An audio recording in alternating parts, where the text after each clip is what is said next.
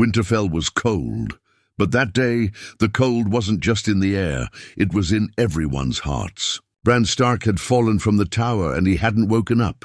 His small body lay still, breath shallow, face pale. The healers didn't know if he would live or die. Catelyn Stark hadn't left his bedside in days. Her face was tired, eyes red and hands shaking. Eddard Stark stood at the door watching her. He was dressed in leather and fur, ready to leave for King's Landing. The king had asked him to become the hand of the king. Robert Baratheon, his old friend, had ridden all the way from the capital just to bring him the offer. Ned had said yes out of duty, but now he wasn't so sure. He stepped closer. "Cat," he said softly. "I have to leave at first light." She didn't turn. Her eyes were on Bran's still face. "Then don't," Ned sighed. "You know I have no choice. Robert needs me. He doesn't need you. He wants you. Bran needs you. We need you." Her voice cracked. "He's just a boy. He might never wake up. And if he does, he will wake up alone." He sat beside her, took her hand in his. "The realm is falling apart. If I refuse Robert now, he'll put someone worse in my place. Someone like the Lannisters. I have to go." Catelyn looked at him then. Really looked. "And what about our children? You think the realm will protect them? You think you can fix a broken kingdom while your own house falls apart?" Her words hit him hard, and then something happened. Bran's hand twitched. Catelyn gasped. "Did you see that?" Ned, he moved. Ned leaned in. Bran's fingers moved again, just barely. But it was real. That moment changed everything. Ned stood up and walked to the window. Outside, he saw Robert Baratheon's party getting ready to leave. He thought about the throne, about politics, about secrets and lies. He thought about Jon Arryn's death, the Lannisters, and all the danger waiting in King's Landing. And then he thought about Bran, about Robb, Sansa, Arya, Rickon, and even Jon Snow at the Wall. "Tell Robert I'm not going," Ned said suddenly. Catelyn stared at him. "What?" "I won't go," he said again, voice firm now. "If the realm burns without me, let it burn. I choose my family. It wasn't an easy choice. Robert didn't take it well. He yelled, drank more than usual, even threatened to name Tywin Lannister as Hand instead. But Ned stood his ground. "I buried enough friends," Ned told him. "I won't bury my own son." Robert rode south, angry and alone. The Lannisters were furious. Cersei whispered poison in the king's ear. Jaime stared with that smug golden smile. And Tyrion just watched with sharp eyes, already guessing something was wrong. Back in Winterfell, Ned stayed. He sat with Bran every day. He held his son's hand. Catelyn finally slept again, with Ned beside her. Robb grew into more than just a boy. He became a leader under his father's watchful eye. Arya kept training with her needle. Sansa pouted about not going to court, but she stayed close. And Rickon, confused and scared, slowly found peace again.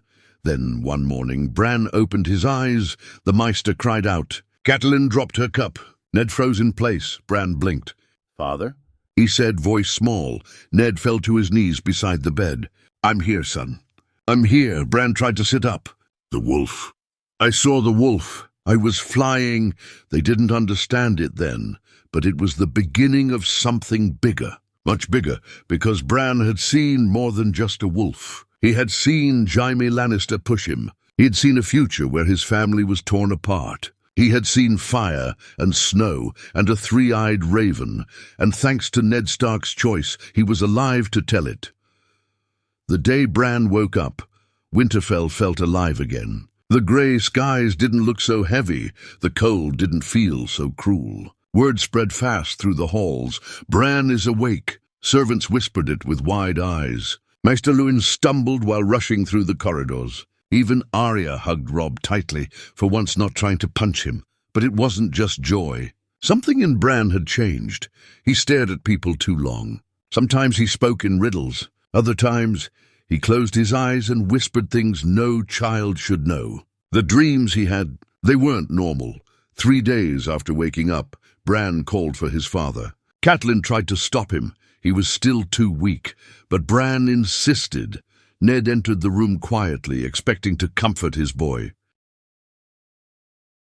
Instead, Bran looked him in the eye and said, "I remember." "Remember what?" Ned asked gently. "The fall. The Golden Man." He pushed me. Ned's heart stopped. You remember who pushed you from the tower? Bran nodded slowly. The Kingslayer. Jaime Lannister. The room felt colder than the north itself. Ned stood still, trying to breathe. Are you certain, Bran? Bran didn't blink. He was with the Queen. They were doing something wrong. I saw them. That's why he pushed me. The truth, sharp as Valyrian steel, cut through everything. Jaime and Cersei. Brother and sister. Lovers. That's what Jon Arryn had died for discovering. That's what Bran had nearly died for seeing. And now Ned understood everything. If he had gone to King's Landing, like Robert wanted, he would have walked straight into the lion's den, into a kingdom rotting with secrets. He would have never known the truth until it was too late. But now he knew. And that changed everything. He called Catelyn. He told her everything Bran had said. She gasped, hand flying to her mouth. So that's why he fell. Not an accident. They tried to kill our boy. She stared at the fire for a long time, face pale. We have to tell Robert. No, Ned said immediately. We tell no one. Not yet. Why? Because Cersei will move before we can even write a raven. If she hears we know, she'll kill Robert. Maybe even try to kill us. Catelyn's voice shook. But we can't let them get away with this. We won't, but we have to be smart and patient. In the days that followed, Ned began preparing. Quietly, carefully. He sent ravens to trusted bannermen, men who still remembered the honor of the North. He asked them to be ready in case war came to their doorstep.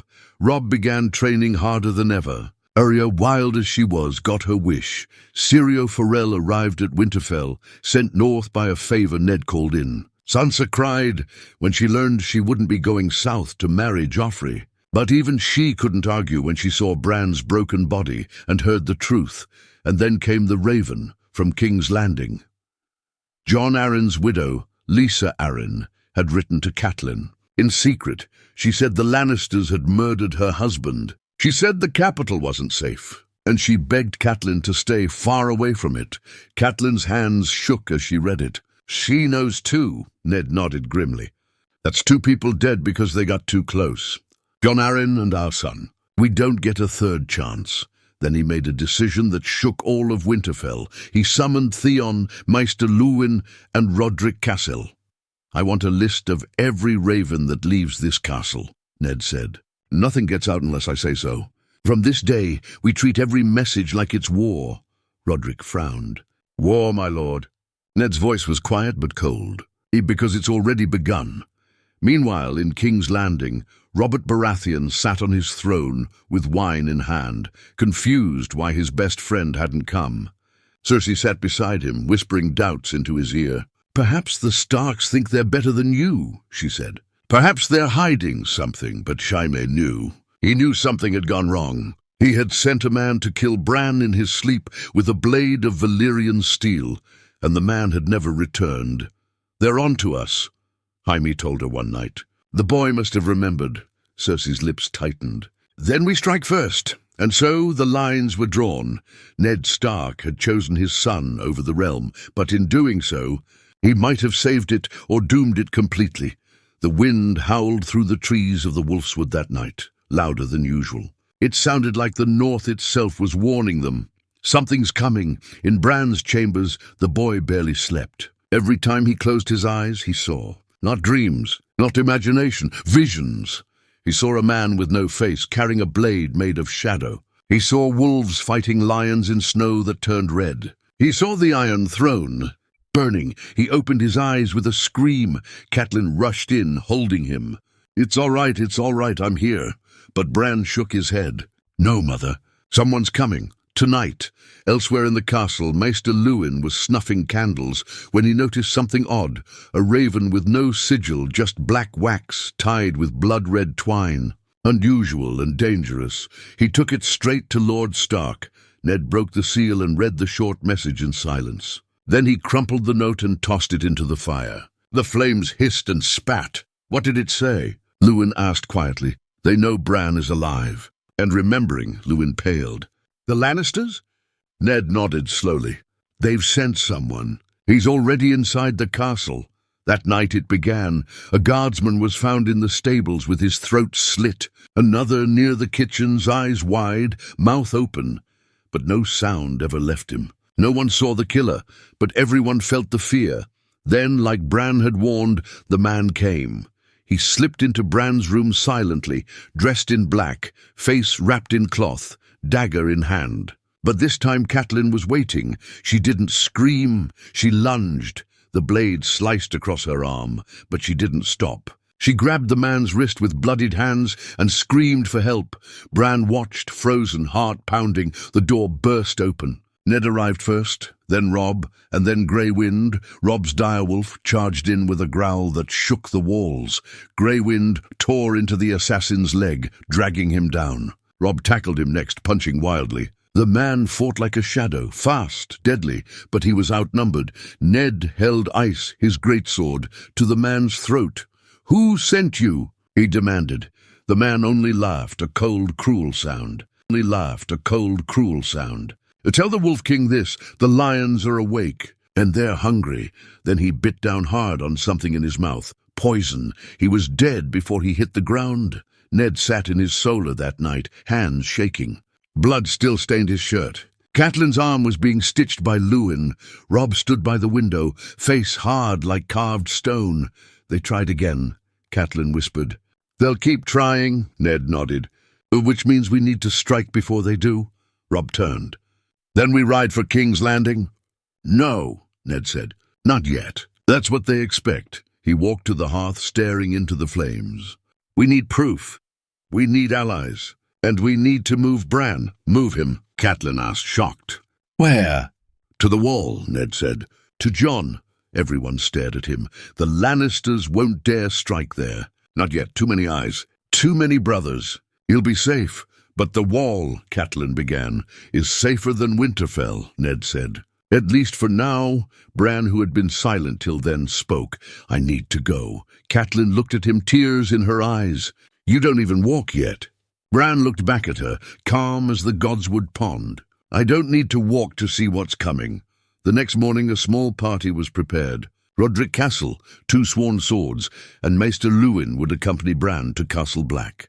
A litter was fashioned so Bran could ride comfortably. Hodor, the stable boy, was chosen to carry him when needed. "Hodor," was all he said, but he smiled when Bran touched his arm. Arya cried quietly when Bran hugged her. Sansa refused to come out of her room. Robb pulled Bran aside. "You'll be all right, little brother." Bran stared at him. "The wall isn't just ice. It hides something old, and it's waking up," Robb frowned. "What do you mean?" "I don't know yet, but I'll learn." Before they left, Ned bent down beside his son. "You're stronger than I ever was," he said. Bran looked up. "I'm different now." "I know," Ned said softly. "And that's why I need you to stay alive." By the time Bran's party disappeared over the snowy horizon, Winterfell didn't feel like home anymore. It felt like a battlefield waiting to happen.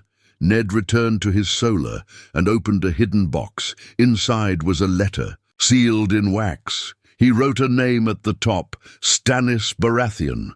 It was time to wake the real heir to the throne, because if the Lions wanted war, House Stark would give it to them. But this time, they'd fight it on their own terms. The road to the wall was colder than Bran remembered. He hadn't been outside Winterfell since the fall. Snow fell heavier now, like the sky was warning them. Bran lay under furs in the litter, but sleep rarely came. His dreams were louder here. Wolves with burning eyes ran through black forests. A 3-eyed raven circled above endless ice. And far beyond the wall, something was calling his name, Bran. When he woke, he was shaking. Roderick Castle rode beside him. "Are you all right, lad?" Bran didn't answer. He stared ahead, eyes fixed. The wall had appeared on the horizon, towering, endless, terrifying. "I'm home," he whispered, but not really. By nightfall, they reached Castle Black. The Black brothers watched with suspicion as the small party approached. Ravens croaked from the towers. Snow howled through the gates. Jon Snow was training when he heard the news. "Your brother's here," Sam said, rushing to him. "It's Bran." Jon dropped his sword and ran like his life depended on it. He reached the courtyard just as Hodor lifted Bran down from the litter. Jon froze. Bran looked older. His eyes, once full of wonder, were now quiet and knowing. He smiled when he saw Jon. "Hello, brother." Jon couldn't speak. He just pulled him into a hug. That night, the brothers sat beside a small fire in Maester Aemon's quarters. Bran told Jon everything, the fall, the assassin, the Lannisters, the visions. Jon listened, jaw tight. "They tried to kill you?" he asked finally. Bran nodded. "And father sent you here to keep you safe. He thinks war is coming." Jon stood up, pacing. "Then I should go to him." "You can't," Bran said sharply. "You're needed here. The wall isn't just for criminals and bastards anymore." Jon frowned. "What do you mean?" Bran stared into the fire. "Something old is waking up beyond the wall. I can feel it. I see it in my dreams. The dead are moving," Jon scoffed.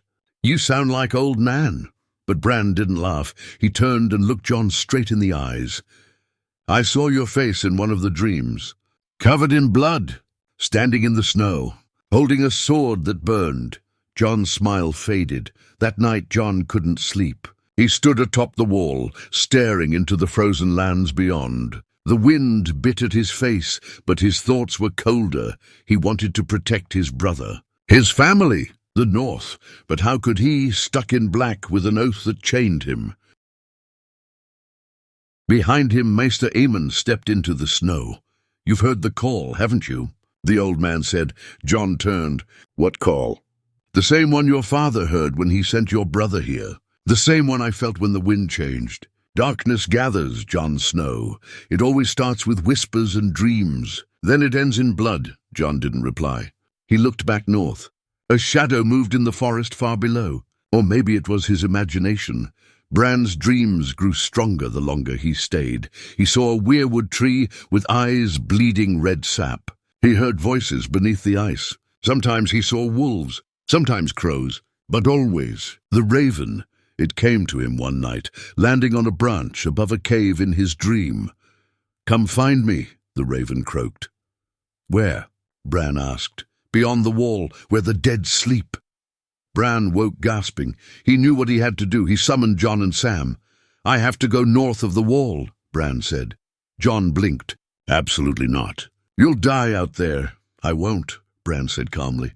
"Someone is waiting for me. He'll teach me how to control the visions. He'll teach me what I'm meant to be." "You're meant to live," Jon said sharply. "That's all." Bran stared at him. "I saw what's coming, Jon. If I don't go, you die, everyone dies." Silence. Sam was pale. "You're serious?" Jon rubbed his face, torn between duty and blood. "Even if I let you go, who'd take you? No one gets past the wall without the Lord Commander's leave." Bran looked at him. "You will." Jon laughed bitterly. "You think I can just walk out?" "You will," Bran said again. "And when you do, you'll find the truth about yourself." Jon frowned. "What truth?" Bran didn't answer. He was already drifting into sleep again. Later that night, Jon stood on the wall again. The wind whispered in his ears, like it was speaking to him. "Burning sword, blood in snow. The dead are coming." Maybe old Nan wasn't mad after all. Maybe Bran wasn't just a broken boy. Maybe the wall wasn't strong enough anymore. In the dead of night, a black crow soared from the wall, cutting through icy winds, carrying a single letter bound for Dragonstone. It bore no sigil, just Lord Eddard Stark's seal, pressed into wax with quiet rage. It read only one sentence. "Your brother was murdered, and your nephew is not your brother's son." The message reached Stannis Baratheon 3 days later. He read it once, then again. Then again. He didn't blink. He didn't speak. He simply handed it to Ser Davos. "This is treason," Davos whispered. "No," Stannis said flatly. "This is truth. But if we move now, the crown will label you a traitor." Stannis looked out toward the narrow sea. "The crown has already betrayed itself." He turned toward the Red Priestess, Melisandre, who stood silent in the shadows. "Light the fires," he said. "Tell the lords of the Stormlands, the true king calls." Meanwhile, in Winterfell, Ned Stark watched the snow fall with a sword across his lap. Each day, more ravens arrived. House Manderley would answer his call.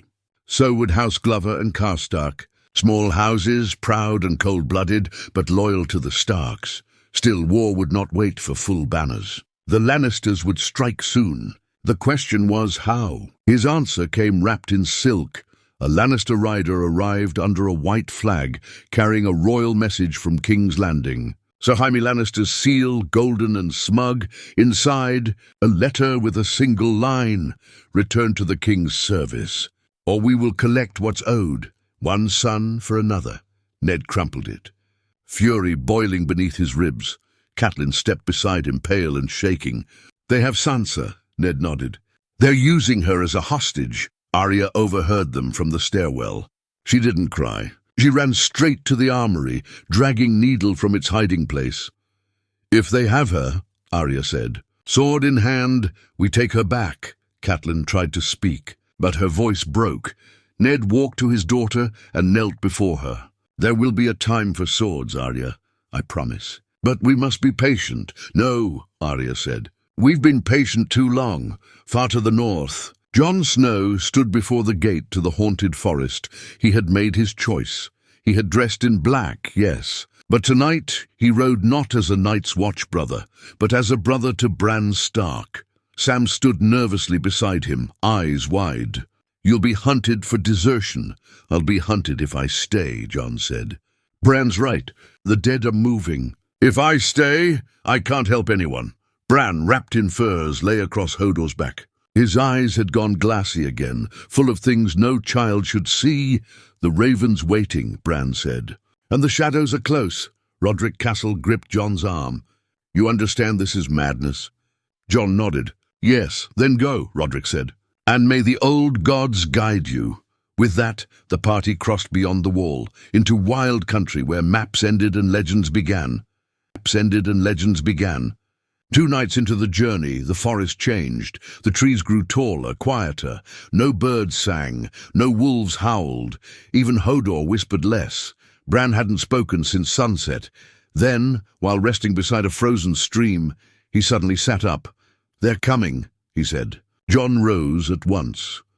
"Who?" But Bran just stared at the dark woods. A moment later, the cold deepened. Not normal cold. Wrong cold, like knives on skin, like death breathing down your neck. Jon heard it first, a soft crunch in the snow. He turned slowly. A figure stood just beyond the trees, tall, thin, skin pale as moonlight, blue eyes glowing, a white walker. Its sword shimmered like ice carved by hate. Jon grabbed his sword and stepped forward. "Run," he told the others, but Bran didn't run. He raised his hand, and something moved in the forest. A giant shape, half tree, half man, emerged from the snow, eyes glowing green, wrapped in roots and whispers. A child of the forest rode on its shoulder. The White Walker stopped. For the first time, it hesitated. Then it vanished, swallowed by shadow, silent as it came. Jon turned to Bran. "What the hell was that?" Bran's voice was distant. "The past, the old gods. They've been watching." Jon looked at the forest, shaken. "Why?" Bran answered simply. "Because winter isn't coming anymore, Jon. It's here." Back at Castle Black, the horn sounded once, then twice, then a third time. 3 blasts, the signal for White Walkers. The brothers of the Night's Watch scrambled for weapons, but nothing could prepare them for what rose from the woods. Dead men, dozens. Pale blue eyes, torn flesh, swords and spears frozen into bone-white hands, and at their head, a walker with long white hair and armor made of night. Castle Black, burned by sunrise, but no word would reach the south in time. The realm fought over thrones, but the dead had no interest in crowns, only silence, only cold. Snow fell like ash in the woods beyond the wall. Cold, silent, endless. Jon Snow rode through it with one hand on his sword and his eyes on the boy who could no longer dream like a child. Bran hadn't spoken since the White Walker disappeared. He stared into nothing, as if watching a memory that hadn't happened yet. Hodor carried him gently, step by heavy step, while Sam tried to keep the fire alive with shivering hands. "I don't like this forest," Sam muttered. "It doesn't like you either," Bran replied suddenly. Jon turned in his saddle. "Bran!" Bran slowly raised his head. "We're close now. I can feel him. The one with 3 eyes." "The raven?" Jon asked. Bran nodded. "He's not just a raven. He's what comes before memory." Hours later they reached the cave. It wasn't marked by stone or fire or banner, just a crack in the earth, half covered in roots and snow. But it pulled at them, like it had been waiting. The moment Bran was carried through the narrow entrance, everything changed. The wind outside stopped. The air grew still and warm, even though no fire burned inside, and from the shadows a voice echoed. "You've come late, but not too late." An old man sat in a nest of roots and bones, blind, eyes milk-white, yet somehow seeing more than any man alive. The 3-eyed raven. Jon stepped forward, hand on his hilt. "Who are you?" "A man who gave up his name long ago. I see what was, what is, what will be." He turned to Bran. "And I've been waiting for you." Back in the south, war had broken loose like wolves from a cage. Stannis Baratheon had claimed the Iron Throne, sending ravens across the realm, declaring Cersei's children as bastards born of incest. "Joffrey is not Robert's son," he wrote. "The throne belongs to the blood of the storm." In King's Landing, the news exploded like wildfire. Cersei screamed. Joffrey ordered every raven's head cut off, and Jaime Lannister offered to ride to Dragonstone himself and deal with Stannis, blade to blade. But it was too late. The Stormlands began to rise for Stannis. The Reach hesitated. The Vale watched from their mountains, unsure. And in the north, the Starks prepared. Ned stood in the Godswood, ice in hand, looking at the face carved in the weirwood. "They tried to kill my son," he whispered, "and now they threaten my daughters." Robb stepped beside him. "We have 10,000 men ready, father. Say the word." Ned nodded. "Call them. We march." Robb grinned, but Ned raised a hand. "But not to King's Landing. Not yet." "Then where?" "Moat Catelyn," Ned said. "If we hold the neck, no one gets into the north. We'll make them bleed for every inch." He paused. "And then we take back my daughter." In the dark halls of Castle Black, only death remained. Crows hung from their posts. The gates were broken. Snow blew through blood-streaked halls, and on the wall, carved into frost by a hand no longer human, were the words, "We are coming." But no one was left to read it. Only a single raven flew south, stained with blood. Its wings beat weakly. Its eyes were dim, but it carried a warning meant for Winterfell, a warning no one would believe until it was too late. Back in the cave beneath the frost, Bran stood on trembling legs. "I saw them," he said to the 3-eyed raven. "The dead. They're marching." "Yes," the raven said, "and they will not stop. What do we do?" "You learn," the raven replied. "The world does not need a prince with a sword. It needs a boy who can see through time." Bran swallowed hard. "What if I'm not strong enough?" "You will be," the raven said, "because you must be." Then he turned to Jon. "You too have a choice to make." Jon frowned. "I've already made it." The raven shook his head. "No, you've only left one oath. Now you must choose another. What oath?" The raven raised a hand, and Jon suddenly fell into darkness, into fire, into memory. He saw a tower, he saw a woman screaming, he saw a bed of blood, and in her arms a crying babe, black of hair, brown of skin, with eyes just like his. "Promise me, Ned." Jon gasped and opened his eyes. He looked at Bran, breathless. "What was that?" Bran's voice was calm. "That was your mother." Jon's mouth opened, but no sound came. "She died giving birth to you," Bran said. "And your father was not your father." Jon staggered back. "No!" Bran nodded. "You're not a Snow. You're a Stark and a Targaryen." Jon shook his head. "That's not possible." "Rhaegar loved Lyanna," Bran said, "and you are the proof." Jon sank to his knees. Everything he thought he was, broken, everything he hated, inside him now. "Then what am I supposed to do?" he whispered. Bran looked at him. "Be both. Be fire and ice." The storm came without warning. Not wind, not rain, a storm of silence, the kind that made the birds go quiet, the kind that made wolves run the other way, the kind that meant something unnatural had stepped into the world. In the far north, beyond the remains of Castle Black, the White Walkers crossed the wall. The ancient magic woven into the stones, warding against the dead, had weakened the moment Bran passed through it. No one had realized it. No one had known, but the Night King had. He had watched, waited, and now, with an army of thousands behind him, he marched through the shattered gate, the wall breaking beneath his feet like glass. Not with fire, not with siege weapons, but with time and death. In the cave beneath the frost, Bran jolted awake, eyes wide and white with vision. "They've crossed," he said. Jon turned to him. "Who?" "The dead," Bran whispered. "They're marching south." Jon's face tightened. "Then we head back." The three-eyed raven shook his head. "If you go now, you die, and the world ends." Jon stood. "If I stay, the world ends anyway." Bran looked at him, not as a brother now, but as something older, something beyond time. "You must find the dragon," Jon frowned. "The dragon? There are no dragons left." Bran's voice was steady. "There are."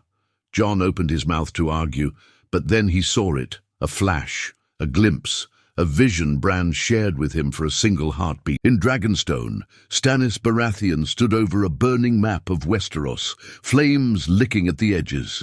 Melisandre stood behind him, eyes closed, whispering a name again and again, Azor Ahai. Azor Ahai, Azor Ahai. Stannis turned. "You see him?" "Yes," she whispered. "But he's not here." Stannis's eyes narrowed. "Then where?" Her eyes snapped open. "In the north, with the wolves. In Winterfell, ravens arrived faster than men could read them. Messages from the wall, from the south, from unknown riders claiming to follow the banner of the dragon. Ned Stark read everyone in silence. Then he turned to his wife. "It's begun." Catelyn didn't ask what "it" meant. She had seen the look in his eyes before, when Robert first came to Winterfell years ago, dragging trouble behind him like mud. "Do we march?" "No," Ned said. "We prepare. If the dead walk, we'll need more than swords." He opened a chest hidden behind the weirwood throne, old iron-bound, sealed since the days of his father. Inside, dragon glass, sharp, dark, deadly, forgotten by most, remembered only by the first men. "I hope we never need it," Ned said quietly, "but we will." That night, Arya stood at the edge of the Godswood, needle in hand, watching the snow fall. She didn't feel like a child anymore. Not after everything she'd seen. Not after hearing that Sansa was still alive, but locked in the Red Keep under Cersei's watchful eye. "She thinks she's won," Arya muttered. "She hasn't," a voice said behind her. "Robb. She'll see what real wolves do when they're cornered." Arya turned to him, surprised. "We're going to war?" Robb nodded. "A war on two sides. What do you mean?" "One against the Lannisters," he said, "and one against something older. Beyond the wall, the dead did not sleep. Villages fell first, silent towns buried in snow. Then castles. Eastwatch by the sea was swallowed in a night, not a scream heard, no survivors. No mercy, the Night King raised them all, and with each fallen soul his army grew larger, yet he said nothing. He did not gloat, he did not burn, he simply walked, slow, patient, cold, toward the realm that had forgotten what fear truly meant. As the dead moved south, the dragons moved west. As Daenerys sailed for Westeros, Jon rode for the coast. As Stannis prepared his army, and Ned raised his banners, one thing became clear: the Game of Thrones had ended, and a war for the living had begun. The wind above Dragonstone carried more than salt now. It carried omens. Jon Snow stood at the edge of the cliff, staring at the black sails approaching. The Targaryen sigil flapped in the cold air, a three-headed dragon, red against black. Behind him stood Davos, watching the ships draw closer. "She's here," Jon muttered. "And you're not ready," Davos said gently. Jon didn't answer. His hand rested on the hilt of Longclaw, but his mind wasn't on war. It was on truth, the one Bran had shown him. The truth that turned his whole world into a lie. He was not Jon Snow. He was Aegon Targaryen, the blood of fire and frost. And soon he'd meet the only other Targaryen alive. Daenerys Targaryen walked across the black sand as Drogon soared above her, casting a shadow like death. Her silver hair danced in the wind. Behind her, Tyrion Lannister and Missandei followed, their eyes scanning the northern coast. Then she saw him, a man in black furs, brooding, staring at her like he'd known her in another life. She stopped a few feet away. "You're Jon Snow?" she asked. He nodded. "And you're the Dragon Queen?" She smiled faintly. "One of us, it seems." They didn't shake hands. They didn't bow. But they understood each other instantly, both born of loss, both forged in fire, both carrying the weight of the dead on their shoulders. In the halls of Winterfell, ravens screeched and men hurried, preparing for the storm that would swallow them all. Ned Stark stood before a map of the north, Robb beside him, Catelyn across the table. Arya sharpened her blade in the corner. She had refused to leave the war room. "We hold Winterfell," Ned said firmly. "If the wall has fallen, this is the last line." "The Targaryen girl is coming," Robb added. "With dragons." "Then we pray she gets here before the dead do," Catelyn muttered. Suddenly, a horn blew from the outer towers, a single blast. Not for enemies, for arrivals. The dragons arrived before the Queen did. Drogon and Rhaegal circled Winterfell, their cries rattling windows and freezing soldiers mid-step. Children screamed. Men dropped their swords just to look at the sky. When Daenerys rode through the gates, flanked by Jon Snow and Tyrion, the North stared. They did not cheer, they did not kneel, they watched, suspicious, cold, and yet curious. Inside the great hall, fire burned bright. But the warmth didn't reach the words. Ned stood before Daenerys. "You're your father's daughter. I'm not him." Daenerys said calmly, "We'll see." It was Jon who broke the silence. "The Night King marches." "That's our enemy now, not each other." Daenerys nodded. "Then let's burn him." The battle came faster than anyone expected.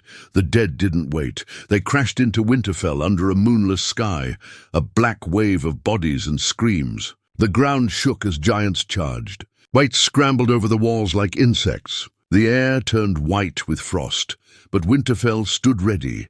Dragons lit up the sky, burning thousands in a flash of flame. Jon rode Rhaegal into battle. Daenerys soared on Drogon, her hair streaked with ash and blood. Arya danced through the dead like a shadow. Robb led the cavalry through waves of corpses, grey wind at his side, and Bran sat in the godswood, eyes white, soul drifting through time, watching, guiding, waiting.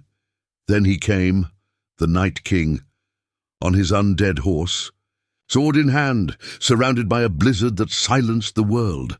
He walked through flame untouched. Men broke around him. Wolves fled. Even dragons screamed in his presence. Jon saw him across the battlefield and charged. Their blades met with the clash of fate and fury. Longclaw struck first, Valyrian steel against frozen magic. Sparks flew. Ice cracked. The ground trembled.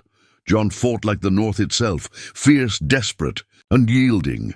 But the Night King was death incarnate, and Jon was only a man. Until Bran opened his eyes. In the godswood, the weirwood tree bled. Bran rose, glowing with green light, and stepped into the Night King's. When visions flooded them both, the creation of the walkers, the betrayal of the first men, the fire that would one day undo the dark. The Night King screamed, not from pain, but memory. In that moment of weakness, Jon struck straight through the heart. The Night King shattered into snow, ice, and silence. The dead collapsed. Winterfell stood, and dawn broke over a land still holding its breath. Later, as bodies were burned and names were whispered into the smoke, Jon stood beside Bran. "Why me?" he asked. Bran looked at him. "Because you are fire and ice. Because you're the bridge between worlds."